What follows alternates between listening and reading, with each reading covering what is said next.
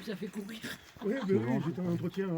Excusez-moi. Non, c'est pas un souci. Voilà. Bon, ben, monsieur le maire de La Selle, monsieur le maire de Bruyères-Alichamps, mesdames et messieurs les élus du Saint-Amandois, amis et amis de la commune de Paris et des communes de province, je rappelle rapidement les circonstances de cette réunion. Notre association d'historiennes et d'historiens se retrouve régulièrement depuis 2005 et officiellement déclarée en préfecture du Cher depuis 2014 pour évoquer les idéaux des communeuses et des communeux de 1871, les fameux 370 décrets créés en 72 jours.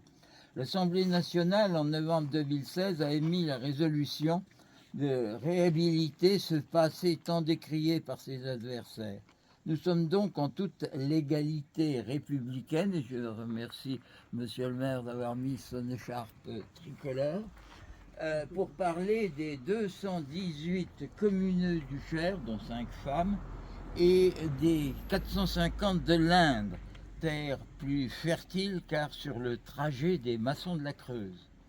En 2025, nous sommes 54 qui composons le comité Berry des amis et amies, le féminin n'est pas oublié, de la commune.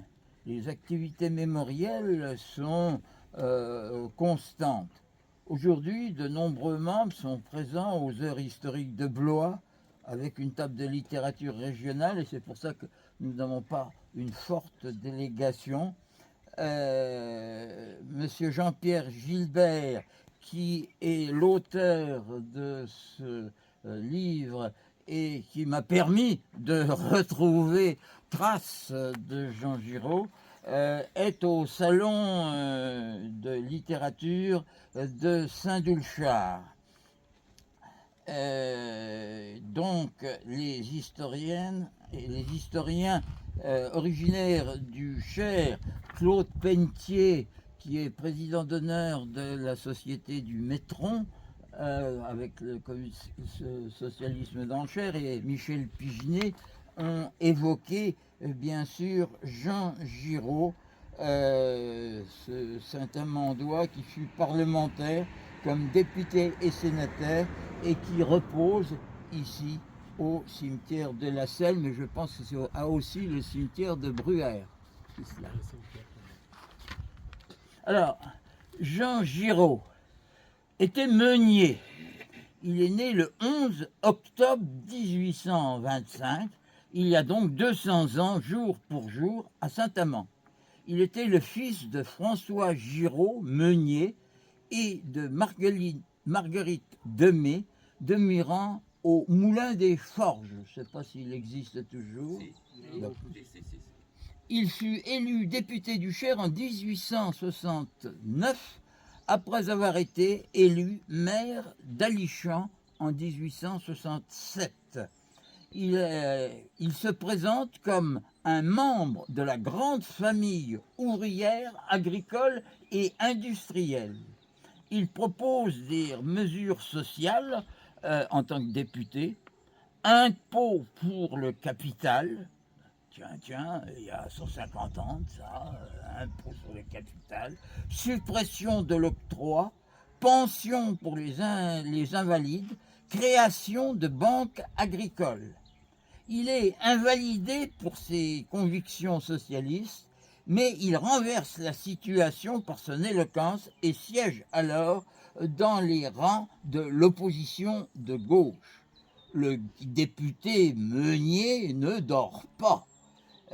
Il est populaire à Saint-Amand. Il vote constamment contre l'Empire, combat le plébiscite dans le Cher, proteste contre l'arrestation de Rochefort, le polémiste et chansonnier. Il est contre la déclaration de guerre à la Prusse. Il revient à Saint-Amand après le 4 septembre 1870, chargé par Gambetta d'organiser la défense. Gambetta, c'est quand même pas n'importe qui. Mais il fut battu aux élections législatives de 1871, le 8 février. Il faut dire que pour ces élections, ce fut une France monarchiste et je dirais, rural qui fut élu. Mais il fut élu conseiller général du canton de Saint-Amand, conseiller général, maintenant conseiller départemental. Relisons un extrait du journal du Cher du 27 avril 1871, paru en pleine commune de Paris. De tous les hommes politiques du département, M. Giraud est le seul jusqu'ici qui se soit prononcé publiquement en faveur du mouvement insurrectionnel de Paris. Lundi, dans une réunion publique à l'occasion des élections municipales, l'ex-député de l'arrondissement a fait une apologie très chaleureuse de la commune.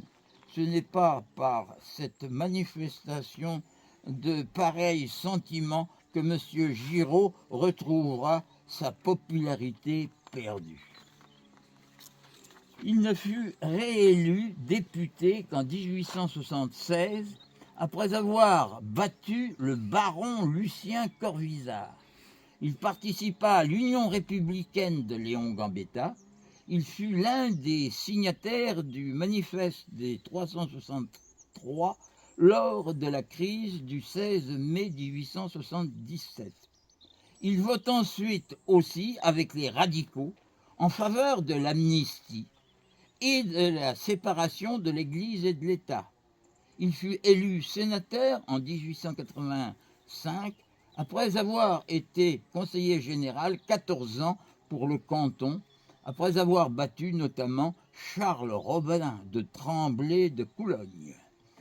Il avait été élu député du 19 mars 1876 au 5 février 1885, disons 8 ans, 10 mois et 27 jours. Je dis ça au moment où on compte les jours de certains premiers ministres. En 1885, il s'est opposé à un autre communard socialiste, Armand Basile, qui avait pourtant triplé les voix des socialistes révolutionnaires du CRC d'Édouard Vaillant. Mais en ayant battu ce socialiste, il siégea quand même dans le groupe de la gauche démocratique. Il est resté fidèle à ses convictions en défendant la progressivité de l'impôt, l'instauration d'un système de sécurité sociale en faveur des travailleurs. Il fut élu jusqu'à sa mort le 16 avril 1909 à Bruère-Alichamps. Amis, cela valait bien cette cérémonie progressiste. Mais vous comprenez pourquoi les amis de la commune, au sein du comité Berry, tout en rappelant le mémorial, se retrouvent dans ses composantes riches pour une réflexion et des actions pour une actualité qui rappelle les idéaux des communeuses et des communeux. Merci de votre écoute. Je vais essayer de redire un petit peu cela à Saint-Amand, mais je donnerai également des choses nouvelles, notamment sur les communeux qui étaient présents dans le Saint-Amandois. Il y a 12% de communeux qui sont élus du Saint-Amandois. J'avais fait valoir ça à M. Clairvent, notre député actuel, en lui disant, et il avait acheté le livre des communards du Cher. Je vous remercie. Messieurs les maires, vous voulez... non, c'est plutôt vos collègues de parler s'ils le souhaitent. Si vous voulez prendre la parole. Non, donc je suis heureux que vous soyez venus aujourd'hui pour commémorer, disons, la mort des 200 ans de la mort de M. Giraud. Et donc, c'est bien que l'association continue à agir dans le sens. Alors, Oui, on va essayer. On va essayer de la nettoyer. Si on la nettoie, vous ne l'enlevez pas. Hein. non, mais elle risque rien, elle n'est pas dangereuse et tout ça. Sauf que c'est une alerte plutôt qu'autre chose. Ouais, Si vous voulez vous regrouper pour faire la photo autour de la là, tombe. de par rapport à la naissance de Jean Giraud. Deux, les 80 ans de la Sécu quand même, hein, la semaine dernière, quand même, qu'on ne peut pas tout à fait oublier. Et puis les 130 ans de la CGT, pour nous. Hein. Donc moi je dis qu'il reste toujours quelque chose de lui, parce que tu as parlé notamment de la justice fiscale, c'est quand même un sujet encore d'actualité, et si on a ce sujet encore d'actualité, c'est parce que des comme Jean Giraud ont œuvré pour qu'il soit sur le devant de l'actualité, en plus de tout ce qu'on sait. Donc c'est vraiment important de commémorer, de mon point de vue aussi, et je vous invite à lire ce livre-là qui, bon, c'est sur le Cher, d'accord, mais quand même, c'est plutôt complet, je suppose. Alors c'est Michel et les camarades qui savent mieux que moi, mais... Un livre aussi qui est fait sur l'Indre, Jean Chappuis, qui a lui travaillé aussi sur les endroits, là aussi, mais où les communeux habitaient dans Paris. Hein, ce qui fait qu'on retrouve par fait de profession, etc.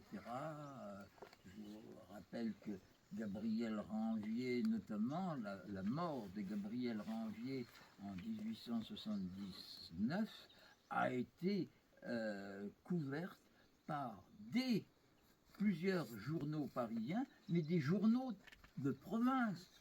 La Charente, par exemple, commémore le décès de Ranvier, et en titrant, bien sûr, Vive la commune, mais aussi Vive la réhabilitation des communards. C'est presque un sujet important, la réhabilitation.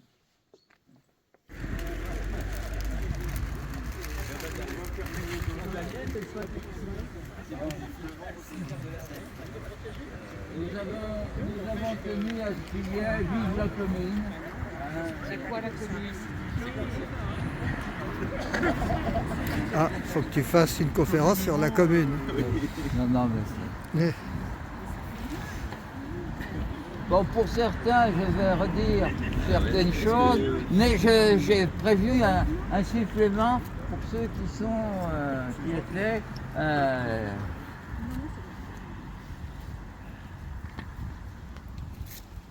bien, mes amis, je dis aussi mesdames et messieurs les élus de Saint-Amand. Oui, Dominique. Y a-t-il des femmes élues d'ailleurs? On excuse Sylvie. Bon.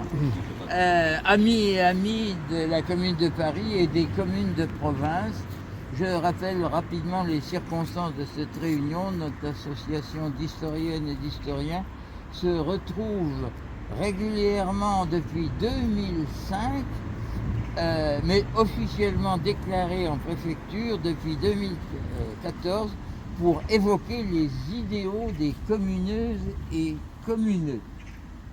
J'emploie souvent plutôt le terme communeux, communeuse que communard, parce que c'est comme ça qu'ils s'appelaient entre eux, ou citoyens, etc. Donc, pour évoquer aussi les 370 décrets créés en 72 jours, à part les élus du Conseil de la commune. L'Assemblée nationale, en novembre 2016, a émis la résolution de réhabiliter ce passé tant décrié par ses adversaires. Nous sommes donc en toute légalité républicaine pour parler des 218 communeux du Cher, dont 5 femmes, et des 450 de l'Indre, terre plus fertile car sur le trajet des maçons de la Creuse. En 2025, nous sommes 54 à faire partie du comité d'Héry, soit de l'Indre, soit du Cher. Amis et amis, le féminin n'est pas oublié dans l'intitulé de notre association.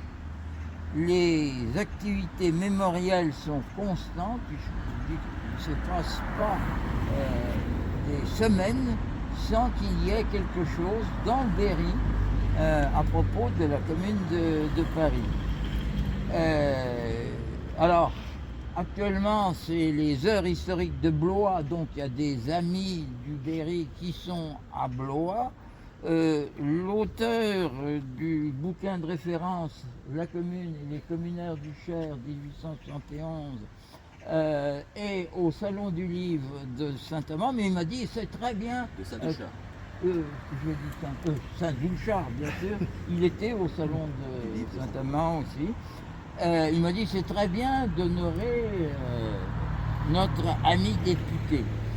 Et les historiens originaires du Berry, Claude Pentier et Michel Pigenet, universitaires, ont également cité ce natif de Saint-Amand, Jean Giraud, qui fut parlementaire comme député et sénateur et qui repose donc au cimetière de la Selle, qui est aussi celui de Bruère-à-Lichamp. On a mis du temps à découvrir, heureusement qu'il y avait le maire. Vous l'avez trouvé. Et on a constaté que la tombe est en attente d'être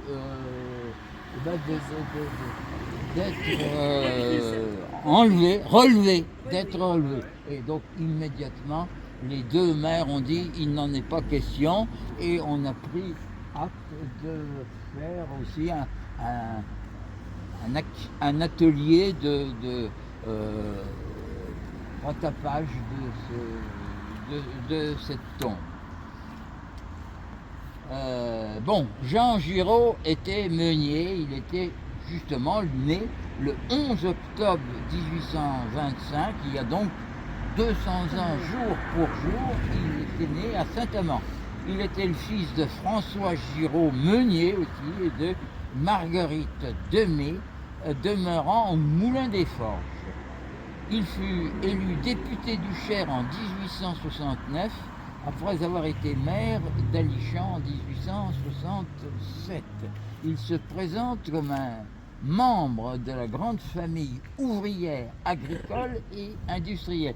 Et il fut élu député parce que, justement, il avait fait campagne auprès des ouvriers de Saint-Amand, contrairement à un autre candidat qui se présentait aussi comme socialiste, mais qui avait rassemblé plutôt des intellectuels, des avocats, etc.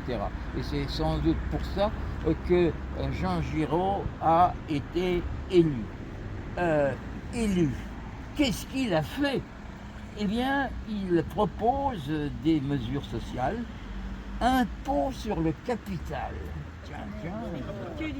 Il y a 150 ans, impôt sur le capital, vous vous rendez compte, suppression de l'octroi, pension pour les invalides, création de banques agricoles, telles que le Front populaire avait créé notamment l'Office du blé à un autre temps. Il est invalidé pour ses convictions socialistes, mais il renverse la situation par son éloquence et siège vraiment dans les rangs de l'opposition de gauche. Donc le député Meunier ne dort pas. Il est populaire à Saint-Amand. Il vote constamment contre l'Empire de Badinguet. Il combat le plébiscite dans le Cher, il proteste contre l'arrestation du polémiste Rochefort, il est contre la déclaration de guerre contre la Prusse. Il revient à Saint-Amand après le 4 septembre 1870, jour de la déchéance de l'empereur, et il est chargé par Gambetta, c'est pas n'importe qui non plus, Gambetta, d'organiser les défenses. Mais il fut battu aux élections législatives de 1871, le 8 février. Il faut dire que il y avait eu, de la part des républicains bourgeois, toute une campagne. Et en province, ce fut l'élection d'une assemblée monarchiste et catholique et vraiment rurale. Hein. Il est l'Assemblée des ruraux. Mais il était en même temps élu conseiller général du canton de Saint-Amand. Alors voilà par exemple ce que dit le journal du Cher du 27 avril 1871, en plein dans la commune de Paris. De tous les hommes politiques du département, M. Giraud est le seul jusqu'ici qui se soit prononcé publiquement en faveur de ce mouvement insurrectionnel de Paris. Lundi, dans une réunion publique à l'occasion des élections municipales, l'ex-député de l'arrondissement a fait une apologie très chaleureuse de la commune. Ce n'est pas par la manifestation de pareils sentiments que M. Giraud retrouvera sa popularité perdue. Mais il a continué ses actions et il fut réélu député en 1876 après avoir battu, c'est pas n'importe qui, un baron, le baron Lucien Corvisart. Il participe à l'Union républicaine de Gambetta. Il fut un des signataires d'un manifeste de 363 lors d'une crise du 16 mai 1877. Il vote ensuite avec les radicaux en faveur de l'amnistie des communards et la séparation de l'Église et de l'État. Il fut élu sénateur en 1885 après avoir été conseiller général 14 ans pour le canton, après avoir battu notamment un certain Charles Robin de Tremblay de Coulanges. Il a été élu du 9 mars 1876 au 5 février 1885. Je dis le chiffre exact parce qu'en ce moment on compte les jours pour un Premier ministre. Alors pour le député, il a été 8 ans, 10 mois et 27 jours député. En 1885, malheureusement, il s'oppose à un autre communard socialiste, Armand Basile. Jean-Marie, notre vice-président, qui est un voyantiste convaincu, nous a rappelé que Armand Basile était de Vierzon et que Armand Basile, dans cette élection de sénateur, a triplé les voix socialistes, mais il fut battu par Jean Giraud, voix socialiste qui était due surtout aux travaux, à l'action des socialistes révolutionnaires du CRC d'Édouard Vaillant. J'ai cité Édouard Vaillant. Tu t'es rattrapé. Je l'avais cité tout à l'heure. Hein. Donc, il siégea dans le groupe de la gauche démocratique. Il est resté fidèle à ses convictions en défendant la progressivité de l'emploi et l'instauration d'un système de sécurité sociale en faveur des travailleurs. Ouais. Il fut élu jusqu'à sa mort le 16 avril 1909 et il est décédé à Bruère-à-Lichamps, mais enterré à la Seine. Donc, amis et amis, cela valait bien cette cérémonie progressiste, mais vous comprenez aussi pourquoi les amis de la commune, dans son comité BRI, tout en rappelant le mémoriel, se retrouvent dans ses composantes pour une réflexion et des actions pour une actualité qui rappelle les idéaux de la commune et des communeux. Nous allons régulièrement, en tant qu'amis comité du Berry, aux manifestations actuelles de 2025 en portant notre... Alors, là, ça, ce que je vais dire là, je ne l'ai pas dit à la Seine, à Saint-Amand. Je rappellerai que 12% des communés du Cher sont issus du Saint-Amandois. Je rappellerai aussi que 10% des communards du Cher touchent le domaine de la musique. Donc, c'est pas que des ouvriers ivrognes, c'était aussi des intellectuels, etc. Vous verrez d'ailleurs par quelques communés que j'ai relevés que... Il peut y avoir des musiciens ivrognes, hein, non? Oui, c'est vrai, c'est vrai. Bon, ah oui, alors, Jean Gilbert a aussi écrit un livre qui fait découvrir un autre communard célèbre de Saint-Amand, Emmanuel Delorme. Il n'y a que Claude Pennetier qui avait noté pour Emmanuel Delorme qu'il était natif de Saint-Amand. C'était donc un chansonnier goguetier, comme on disait parce qu'il jouait dans les goguettes, Emmanuel Delorme, et qui a écrit plus de 300 chansons avant, pendant un petit peu, parce qu'ils avaient d'autres choses à faire, et surtout après la Commune, après son exil en Suisse, avec notamment Emmanuel Delorme a écrit une version de l'Internationale. Il fut aussi journaliste dans un journal La Rue, et si je vous dis que La Rue c'est un journal de Jules Vallès, ça montre aussi la puissance de ses idées. Alors, messieurs les élus de Saint-Amand, ça serait bien qu'une rue porte un nom Emmanuel Delorme. Voilà. Voilà. Alors, je vais essayer de ne pas trop me perdre dans mes papiers. Voilà. Alors, voilà. Quelques Saint-Amandois.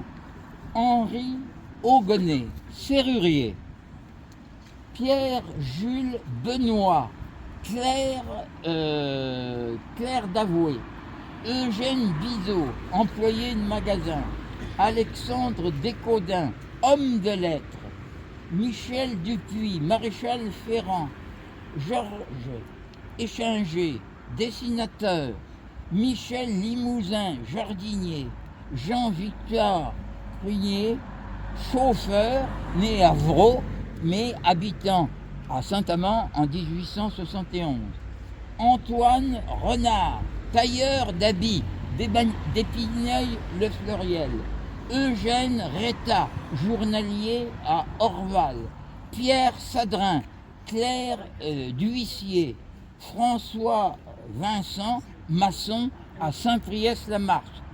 Et je rappelle aussi, je l'ai dit tout à l'heure, que Louise Michel est venue tenir conférence à Saint-Amand dans les années 1890 devant 2000 personnes. Imaginez 2000 personnes pour une conférence de Louise Michel à Saint-Amand. Même monsieur le maire, non, tu n'y arriverais pas en ce moment. Bon, voilà. Donc voilà une série d'informations qui veulent bien un bouquet de fleurs. Bon, on dit qu'il est sénateur, mais je vous dis, il a été aussi député, conseiller général, etc. Voilà. Je pense que nous avons fait œuvre sociale en rappelant ce témoignage. Bon, monsieur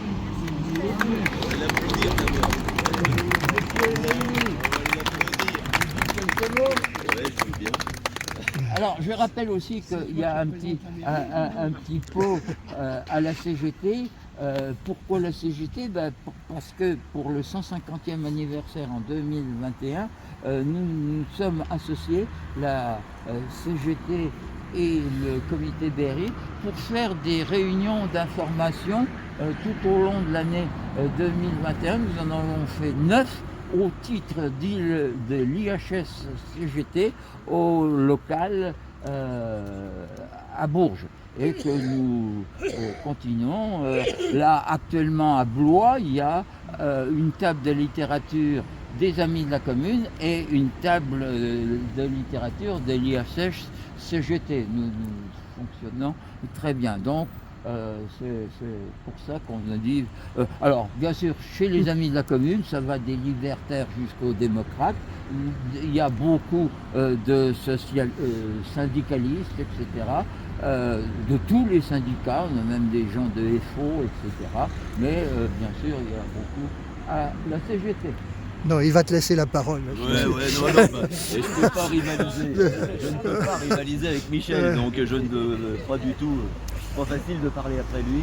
Bon, j'excuse quand même ma camarade colistière Sylvie Olivier qui voulait venir. Je ne vais pas parler comme Alain Delon à la 3e personne, puisque les autres élus ne sont pas là de la mairie de Saint-Amand alors qu'ils ont été conviés, il faut le savoir quand même. La mairie était comme à La Selle et Bruère, donc ils sont venus quand même, les deux maires, ce matin, donc à La Selle, ils sont venus au cimetière représenter leur commune. Voilà. Bon, moi je vais modestement, comme je vais pouvoir représenter en tout cas l'opposition municipale, et puis je représente également la CGT, en même temps et le parti communiste. Ce que je veux dire, c'est qu'il y a au moins 3 dates qu'il faut commémorer en ce moment. Il y en a au moins 3. La première, c'est la naissance de Jean Giraud. Ça fait 200 ans, jour pour jour, et c'est vrai que c'est bien de commémorer parce que ça permet de faire savoir, modestement là aussi, parce qu'il y a tellement de choses à dire sur sa vie à Jean Giraud qu'on ne va pas pouvoir tout dire, c'est impossible, évidemment, mais ces idées, en tout cas, qu'il a développées sur la justice fiscale, mais bien d'autres aussi, on voit bien que ça demeure, et on voit bien qu'en ce moment, avec le nouveau Premier ministre, les questions de justice fiscale, mais pas que celle-là, mais en tout cas sont toujours d'actualité largement. Donc c'est important qu'on puisse commémorer toutes ces idées-là, puisque on voit bien que c'est toujours d'actualité, et la bataille, elle n'est évidemment pas terminée. Alors peut-être aussi que le maire n'est pas là, parce qu'il est aussi conseiller départemental, et vous savez qu'hier, il y avait un rassemblement au Châtelet, et que peut-être il lui aurait posé la question de savoir qu'est-ce qu'il va voter par rapport à la survie du collège du Châtelet, puisqu'il est conseiller départemental et que lundi, une motion va être présentée pour le maintien du collège du Châtelet au conseil départemental du Cher, et peut-être qu'il n'aurait pas pu nous répondre, j'en sais rien. Donc la première date, c'est les 200 ans de la naissance de Jean Giraud. La deuxième date que moi je voudrais qu'on n'oublie pas, c'est quand même les 80 ans de la sécurité sociale. Puisque l'ordonnance du 4 octobre, ça fait une semaine, mais en fait, il va y avoir plusieurs dates. Ça commençait le 4 octobre 1945, mais c'était l'ordonnance. Voilà. Ensuite, l'application, évidemment, dans le temps, c'est beaucoup plus échelonné, encore que ça a été quand même assez vite, puisque 1946, les choses déjà étaient bien engagées grâce à Ambroise Croizat et bien d'autres, et non pas grâce à De Gaulle, comme c'est souvent dit, qui De Gaulle a au contraire tout de suite attaqué la sécurité sociale. Donc quand même redire les choses. Mais donc deuxième date, c'est quand même le 80e anniversaire de la sécurité sociale, qui pour moi est toujours d'actualité et à défendre. Et on voit bien que le budget d'ailleurs, je ne vais pas développer parce que ça fait trop froid et puis qu'on est on a autre chose à faire, mais le budget quand même de Biscornu, de Le Cornu, pardon, j'arrive pas à me retenir son nom, son budget quand même, il attaque particulièrement les droits de la santé. Et puis la troisième date, c'est les 130 ans de la CGT quand même. Les 130 ans de la CGT. Et les 130 ans de la CGT, la troisième date. je voulais donner parce que. Alors évidemment, c'était pas ici, mais c'était à Limoges la naissance. Mais c'était au mois de septembre, c'est quand même pas vieux, quand même pas très vieux. 22-23 septembre, je ne me rappelle plus de la date exacte.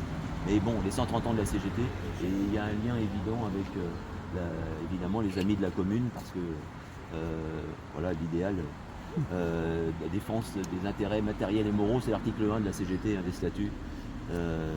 La défense des intérêts matériels et moraux et pour un changement de société. Voilà, parce que dans l'article, il y a tout ça quand même. Souvent, on s'arrête à la défense et c'est aussi pour un changement de société. Donc voilà, je voulais dire ça. Et puis j'avais une anecdote sur Édouard Vaillant. Bon, vas-y, place-la. voilà, je sais qu'on a un camarade qui est. Tu partiras pas d'ici sans la dire. Alors, je ne sais pas, c'est qu'une anecdote, il faut la prendre comme ça. Mais j'étais à Tours pour une réunion, je représentais la CGT avec la direction de la Poste, la direction régionale de la Poste. Et le directeur régional, il n'était pas d'ici. Et il venait du sud de la France et il disait, mais dans l'Indre, il y a Georges Sand, il y a des. Voilà, tout ça, mais dans le Cher, il n'y a personne de connu dans le Cher. Il dit d'historique, il n'y a personne de connu. Qui c'est qu'on connaît dans le Cher? Bah, je dis, voyez, parce que en fait, le siège de la Poste à Tours, il était à côté de la rue Édouard Vaillant. En fait, il passe juste devant. Mais elle va de la gare aux Atlantes. Voilà. C'est une rue extrêmement longue. Oui, assez longue. Et c'est la première rue Édouard Vaillant qui a été baptisée en Ah bah, France. ça, je ne savais pas. Et donc, je lui dis, bah, s'il y en a au moins un dont vous devriez vous rappeler, monsieur ben le directeur, parce que bon, il était Ah bien, ouais. voilà, au fait de l'histoire, il aurait dû en tout cas, mais il y en a au moins un, c'est Édouard Vaillant. Tu me donneras son adresse. Voilà, je te donnerai son adresse. Je vous invite à relire quand même l'histoire d'Édouard Vaillant et peut-être que ça vous aidera à mieux comprendre l'histoire du Cher. Voilà, c'était l'anecdote. Merci. C'était l'anecdote sur le directeur Merci. de la Poste qui ne connaissait pas Édouard Vaillant. Et donc, On se connaissait pas, mais tu as travaillé pour moi. Je te remercie.